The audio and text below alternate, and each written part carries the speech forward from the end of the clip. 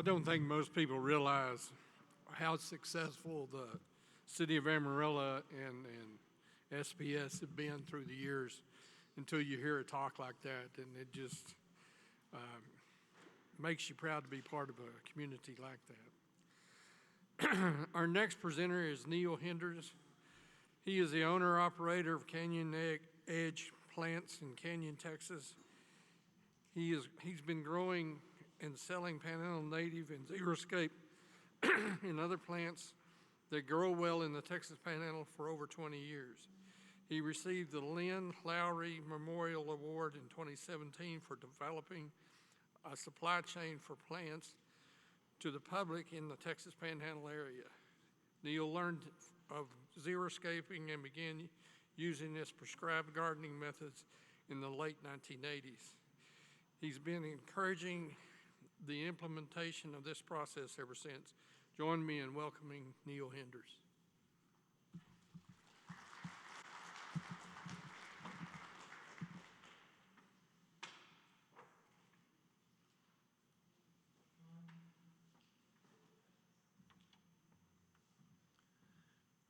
Well, thank you, and I'm excited to be here today. It's always fun, and it's encouraging to come to a symposium like this where we're talking water conservation.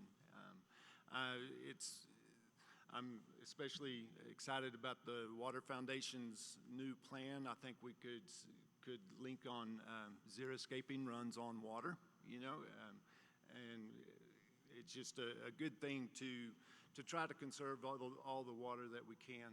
So if we can go ahead and get the slides up. So xeriscaping, it's a word that was developed by the Front Range Xeriscape Task Force of the Denver Water Department.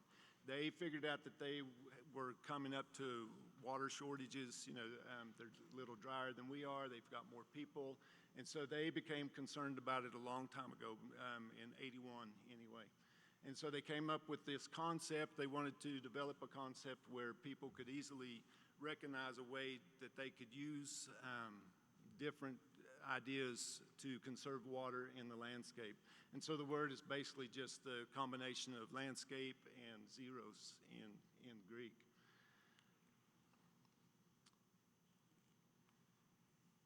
So there's a couple of other terms that go along with that, but they basically boil down to the same. They use the same principles that xeriscaping does. So it basically just boils down to to minimizing the amount of water that we use in our landscapes. And so why is xeriscape gardening appropriate for us? A lot of times, at least in the part that I'm interested in especially, is that the plants that are recommended are generally thought of as tough plants. And so in the Texas Panhandle, we really need that. We're coming up to a time of year where people start getting antsy about wanting to get into the yards. We start having some really nice days. The average temperatures start to rise and increase, and so we'll be ready to get out of the house after days like this, after a month of February and such. But as we all know, our temperatures in the Panhandle can vary greatly. From one day to the next, they can jump just a bunch, and over the course of a week, it just goes up and down, and so it's tough on the plants. If you put one year next to another year on the graph, you can tell, some years we'll have a really warm March, and then other years we'll have just a really cool March. And so those temperature extremes are tough on the plants. And then if you throw in the record highs and the record lows, that just, that can throw the plants out of kilter as well. Then we'll talk about our wind speeds. Around here, we had a really calm night last night. I was up early this morning and there wasn't a breath of wind. The snow was still stacked on the limbs of the trees, so we do have our calm moments. Unfortunately, we also have our windy moments. It has to make up for that. So Amarillo has been ranked the windiest city in the U.S. We can all hang our hat on that and take that with pride. We have an average of 13.5 miles an hour. Chicago's called the Windy City, but we've got them beat. So, And we can talk about our rainfall. You know, it goes up and down as well. You know, I used to think that I'd hate to see a 39 inches of rain in a year, because when I was growing up, it seemed like all of our rain came within a week. You know, we'd have 4 or 5 inches of rain in a week, and we'd flood, and all the rain would be gone. But then, you know, a couple of years ago, we had 34 inches of rain, and it all came just perfectly all summer long. Just every couple of weeks, we'd have an inch, just a little bit more, and so we had to hardly water our plants at Canyon's Edge. So, but then the month of August dried up, and you know, I wasn't too worried about it, because I thought that my plants are tough. They're going to, you know, they're tough plants. They can make it. But they had gotten so used to that increased amount of rainfall that, you know, just when it dried up, those plants started suffering. And it took me a while to get them back into shape. So, and then in 2011, we had anywhere between 4 to 7 inches of rain, depending on where you lived. And 2012 wasn't much better. So we do have our periods of drought as well. So you combine all of that, and where we garden, where we grow our plants and our landscapes, is a very unique spot in the country. You know, I think we say that, but then I think everybody else probably says that too. But we do have some unique, some very tough growing conditions out there. So depending on where you live, your place might look like this. If you live down in the canyon area, you know, you might be landscaping here, you know, with the red clays or the sandy soils in the bottoms. But most of us will either live on the high plains or the rolling plains, and they were talking about the high plains earlier. And you can see in this picture, this is on the way to Nazareth. You know, the only trees, the only thing that you see breaking the grasslands there are where homesteads were, and people had planted trees and they watered them well and took care of them, got them up, and so that's where any difference in the landscape occurred. So the grass is a monoculture out there. There's not much else that grows within that area. But if you live on the rolling plains, which a lot of us do as well, this is looking down into my backyard. We live on the backside of the country club, Canyon Country Club, and so we roll down, and then there's a little canyon down there with the golf course. And then our north side of our house is the high plains, and so it's just pretty much flat as can be with a little slope running towards this canyon. The rolling plains are very interesting. They're a fun place to go walking around. You know, if you hit the trails in Palo Duro Canyon, the rolling hills and all of that, you can see with the in between the little blue stem in there, there's a lot of bare ground. You know, the buffalo grass and blue grama grass, which is dominant on the top lands, is not able to grow in this kind of environment. And so there are all kinds of our native forbs, our native wildflowers that will grow in here. So if I go walking down in this area, there's so many different kinds of plants that just thrive for us. And so we can use some of those in our landscapes. Some of them do a little too well if we put them in our flower beds and that sort of thing. But, you know, it's all makes for an interesting gardening. And so the high plains run from anywhere down around Midland, Odessa, somewhere in that area, and then all the way up into Canada. And it varies. The shortgrass prairies are what is in the lighter green there. And as you go over to the east, the more rainfall, you get taller grasses as you go on the native prairie lands. So for the Xeriscape 101, there's 7 water conserving principles that they came up with, and so these are the ideas that are the basis of xeriscaping. So you have planning and design, efficient irrigation, the use of mulch, soil preparation, the appropriate use of turf, and select and group plants appropriately, and then appropriate maintenance. So there's just those 7 things that you have to think about when you're designing a xeriscape landscape. So on planning and design, you know, you want to sit down and think about what you want before you go out and plant. Don't come to my nursery or to another nursery and go out and see the plants in bloom on the benches or something and go and buy those. You know, I'm probably about as bad as anybody is doing that. I'll walk into somebody else's nursery and I've got to have that plant. And then I'll go home and try to figure out where to plug that plant into my flower beds. And so my beds can look a bit mishmashy from time to time. But draw out your plan, think about it, draw it out, and then think about how much time you want to devote to installing and maintaining flower beds or your landscape in general. And then do you want to do it yourself, or do you want to have somebody else do that for you? And then look around your house. You know, the north side of your house may look totally different than the south side as far as what you can do landscaping. You may have hot, dry pockets, especially on the southwest sides where the wind and the sun beats it up. Or you may have cool, shady spots where maybe the rain comes off of the roof, and the north side of the house where the sun doesn't hit that as much. Do you have damp soil? Do you have good soil, or is it rocky and caliche? Are you going to have to do a lot to improve that soil? And then also think about, you know, what do you want to accomplish in your yards? Do you have kids? Are they going to need places to play? Do you want areas for entertaining? You know, do you want to have guests over and you know, barbecue and that sort of thing, so have a nicer area to sit out and do that sort of thing? Then, you know, you can develop garden themes. You know, and anything that you can do with your basic, what you think of your ordinary plants for a garden, you can do with the Xeriscape garden. You can have any number of themes. You can have a hummingbird bed. You can do butterfly gardening. You can have a moon garden with just white flowers. You can have yellow flowers. So anything that you can do with any other plants, you can do with Xeriscape plants. And then we do since we live in the short grass prairie, buffalo grass and blue grama grass are the easiest plants to maintain.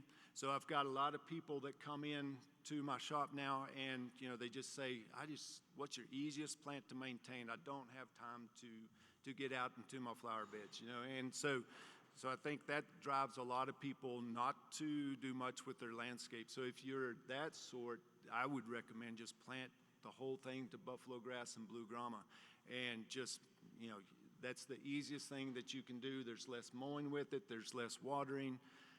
You do still have to do some maintenance of it, but it's the easiest and just lowest care for you to have to think about. I do enjoy gardening, so I do encourage other plants, not just the buffalo grass and blue grama, but I use them a lot in my landscapes as well. With xeriscaping, you should be well off to use some evergreens or some rocks, some large rocks, or some other hardscaping, something of that sort, to provide some winter interest. Because if you drive by my flower beds now, you know, they're just pretty bleak looking, you know, because they're all dormant. They're doing what they need to do for the winter time. They're protecting themselves through the winter, and so they survive winter very well, but they don't look the best according to some people. So, but if you get used to that, you know, we have different shades of brown, and it's just really kind of in gray, and so it's a cool look if you don't mind it there. So, and then record what you plant. You know, keep that on file. The tags that come with the plants, they disappeared. The plants will outgrow them and cover them up. You want to know what you planted so that if a plant does really well for you one year, you can go out and find that plant again the next. If something just crashes on you, you want to know which plant didn't do well for you so you don't buy that plant again. And then, like I say, draw out your plant, and then plant in zones. I think this is one of the big ideas that the Xeriscaping Task Force came up with. It was kind of revolutionary, sort of, you know, it's common sense somewhat, but, you know, if you plant in zones, then you're not trying to water all of your drought-tolerant plants the same as you are your oasis plants. So there's 3 different zones that they came up with. The oasis zone, the transition zone, and the native zone.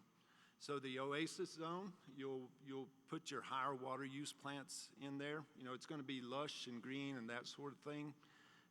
It'll be for a high use area maybe, or up closer to your house. And then maybe your non-native grasses like your fescue, your cool season grasses. You want to keep the size to a minimum on there so you're using a lot less water. I used to have a bumper sticker on my car that said, "Xeriscaping is not for pansies." And I was pretty proud of that bumper sticker. I had a nice picture of a pansy on there.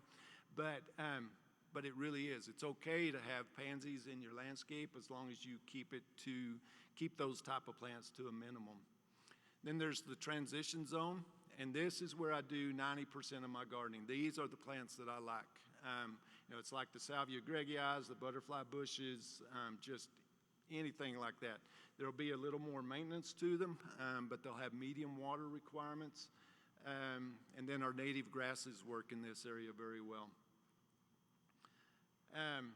You only have to water as needed on these plants. We'll talk about the watering needs in a minute. Then you'll have the native zone, and that is an area maybe beyond your regular yard, your fenced-in area of your yard. And in there you can plant some of our native shrubs and native forbs out there that will do without any extra water. For a lot of homeowners associations and that sort of thing, they're going to frown on that, for several reasons.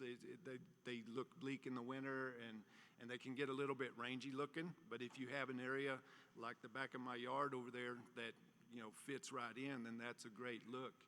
You can use excuse me. You can use those native plants and use them on a small scale in just about any yard. You can call it a pocket prairie. That's one of the bigger things right now is to develop areas that are native to the area and to bring in the native insects and pollinators and that sort of thing.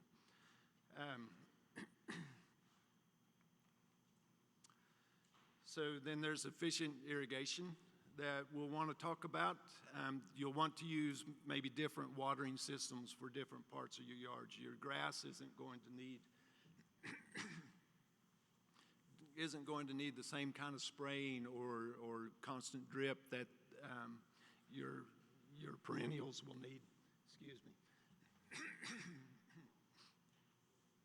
So on your perennials and your shrubs and that sort of thing, drip emitters and bubblers or individual micro sprayers work very well. You only want to water whatever the area that plant is going to need. If you've got 1,000 square feet and you only have 3 or 4 plants, you don't want to spread that water in between all of those. So use drip emitters around the root zone of those plants and then only water them as needed.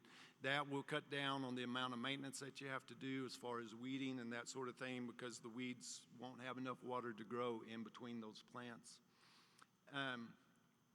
Then many of the plants that we recommend or that are recommended for xeriscaping can do with less water than we give them. I have people that come in. I've got one plant, it's a red Jupiter's beard, and I really like the plant. It blooms, it's bright blooming. You can see it from 300 feet away. It's just a great drive-by kind of plant.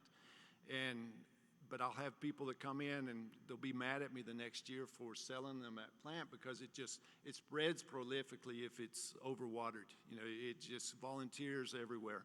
And so those people will be mad at me, but I'll ask them, well, how much do you water? Well, every day. I was like, well, that's what you're going to get if you're watering every day. So cut that water back to once a week or once every 2 weeks, week and a half, only as much as they need.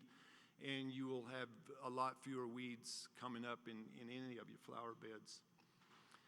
So get out and observe the plants before you're watering. Coming up here in the spring, our plants, when they're going through, springtime, and they're coming out and they've got lush new leaves on them, and then we're getting our hot spring winds, 30, 40, 50 miles an hour, or just a 20-mile-an-hour wind. But if it's a hot, dry wind, those plants are going to wilt up. You'll come home at the end of work and walk by them, and you think, oh, I got to get out and water my plants. But if you feel the soil down underneath your mulch and such, then it's liable to be nice and cool, and there's plenty of moisture down there. It's just that the plants themselves can't keep up with the transpiration that's going up with the wind. So check your plants, check your soil before you water. And those plants should recover. If you went back out there in a couple of hours after you got home and evening's coming on, they should start looking better again. And by morning, they should look just fine. They'll go through the process several times, and that will toughen them up and that sort of thing. So they'll recover.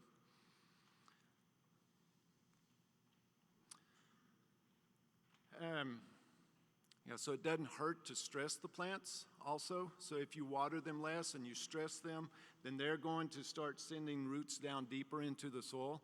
And you all, many of you as farmers know there's a reservoir of water underneath there. Sometimes you just need to connect up your top watering to reach down, but the plants will send those roots down deep to grab that water if you force them to. If you don't force them to, they'll just have the roots shallow up towards the soil surface, and you'll have to keep them watered to keep them in shape.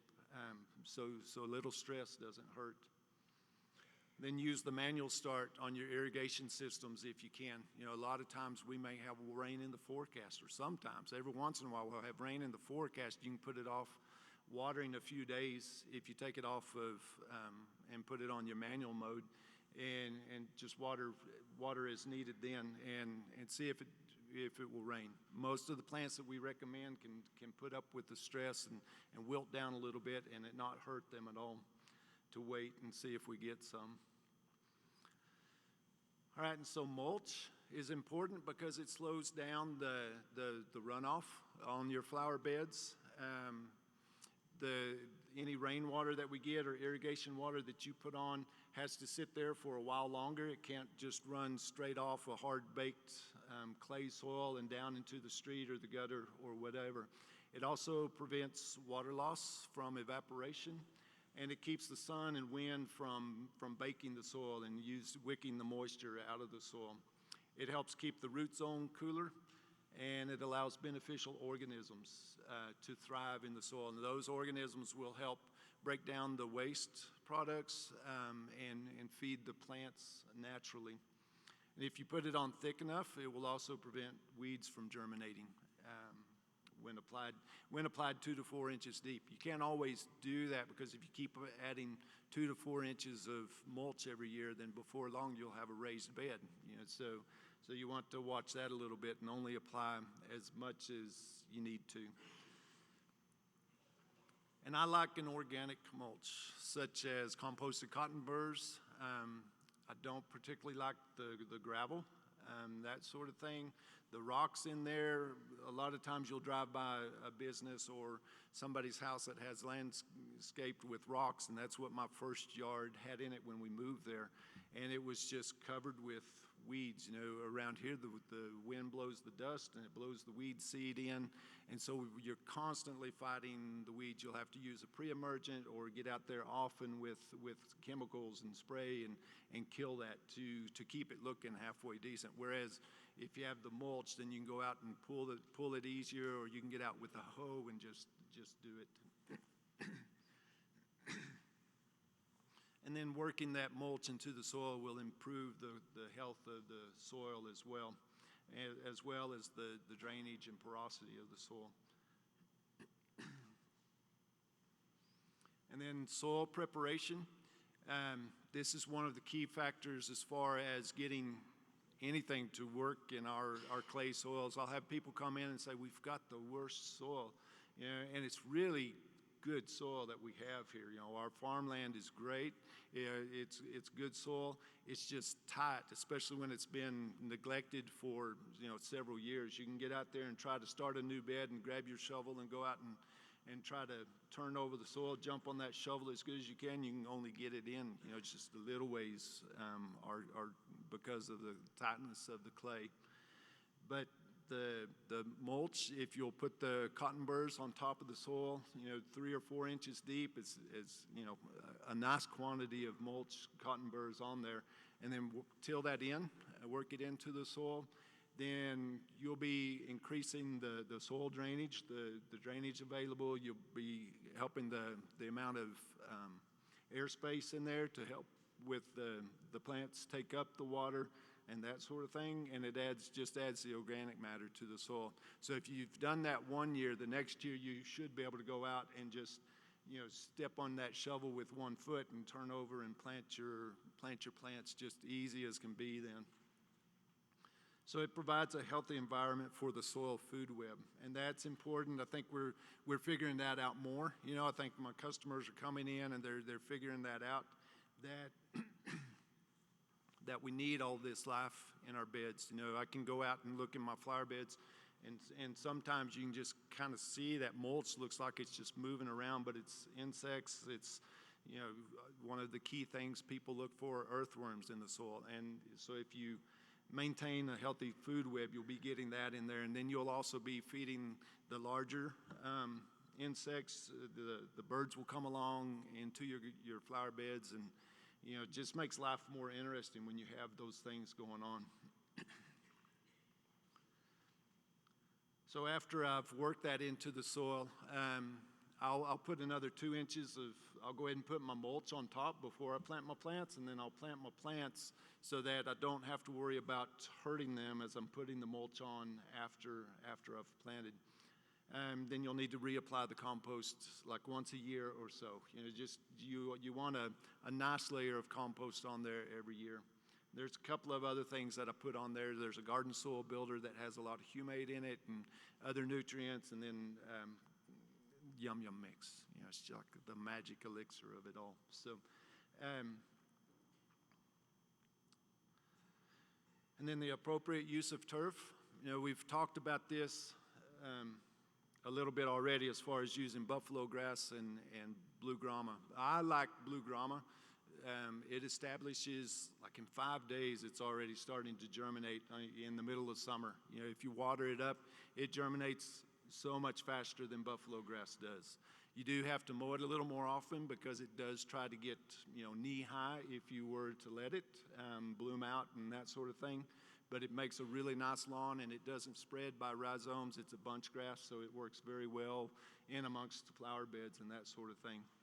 One of the things that we're kind of talking about is, the homes that are being built outside of the city limits, the developments, and may have an acre lot or half an acre. And you'll see some of those that are planted with the fescues or the cool season grasses, just the whole yard.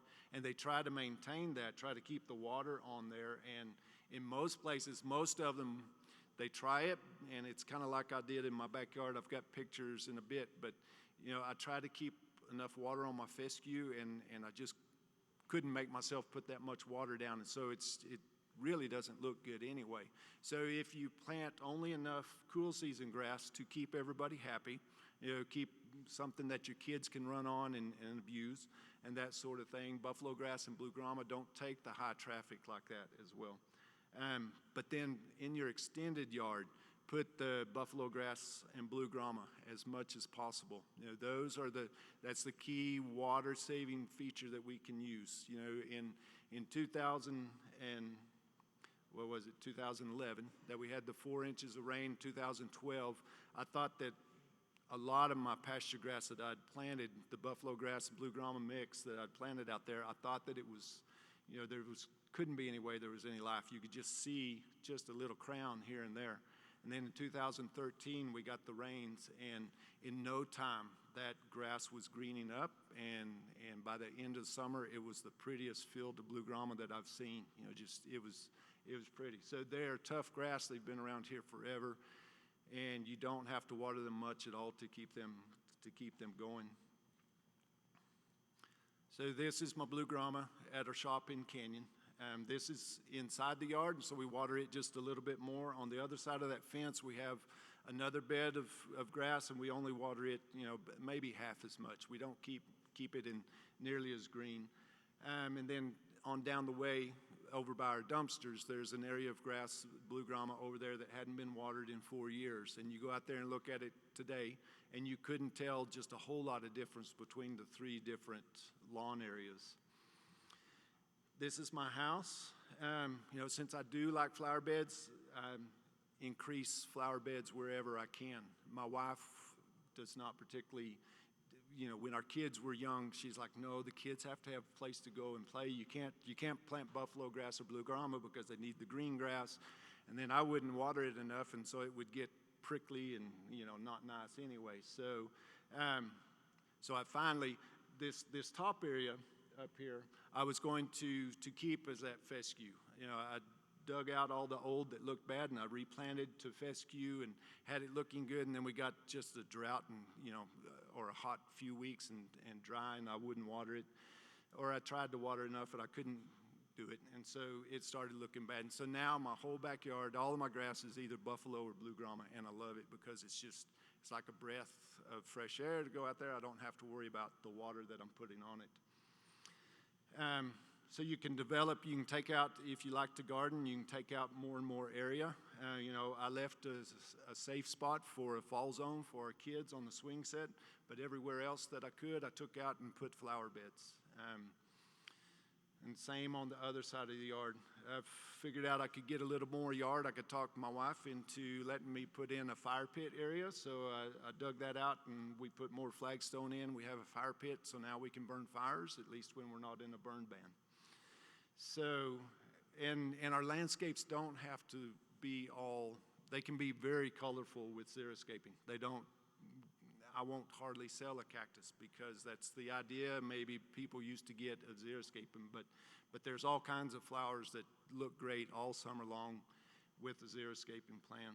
Then this is our side yard with buffalo grass, and I've encouraged the wildflowers in there, so I can sit in my easy chair inside and I can see the birds and whatever else coming into our yard, feeding on the wildflower seed and insects, whatever might be there. So that makes for an interesting evening after work to go and sit there.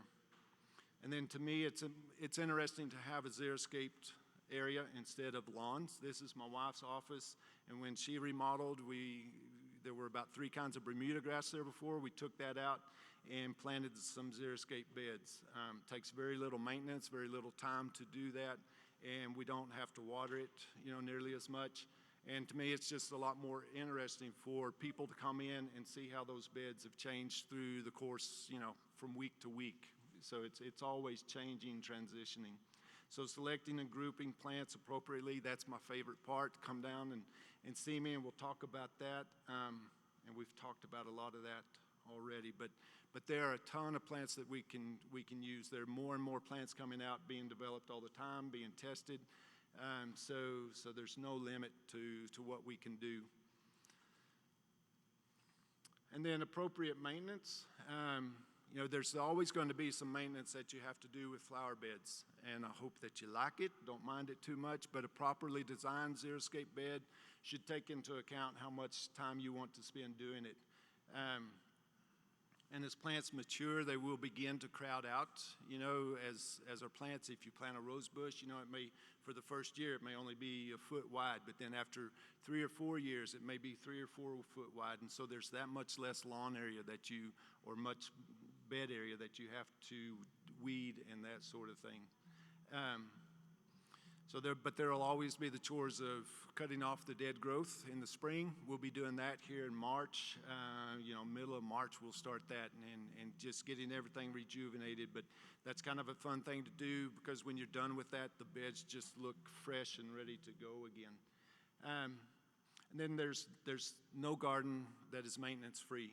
There's still be things that you have to do, but it'll be a lot easier if it's done correctly with a properly xeriscaped flower bed. So this is one of my favorite pictures. We've got this guy out there in the middle of a large garden. It looks like that. Maybe it's a commercial type garden. I don't know, but he's smiling. It's like, I've come in and looking at that magazine at the end of the day, it's like, that's not fun, But if you get out there and you get in your mind that that's going to be a good time of day to get out and just take your time and pull a few weeds and enjoy being out in your flower beds, then it works really well. So get your zen going, I guess.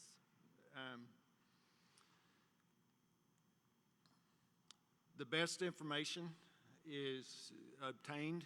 You can do all the research that you want to, but the best information is available just by getting out there and beginning and planting something and seeing what happens.